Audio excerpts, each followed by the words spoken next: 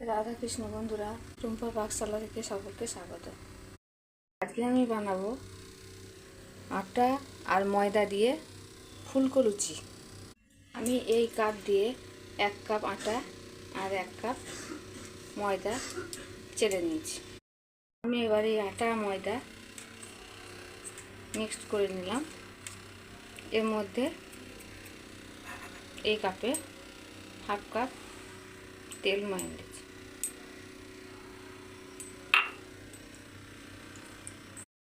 দেখুন বন্ধুরা, আমার আটা ময়দা মিক্সড করে আমি মাখিয়ে ফেলেছি। আমার লুচি বেলা হয়ে গেছে। এবার এগুলো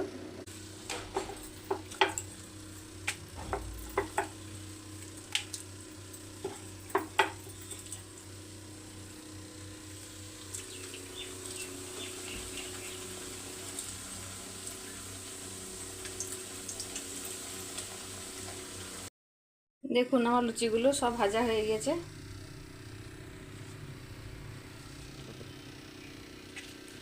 কত নরম হয়েছে দেখুন।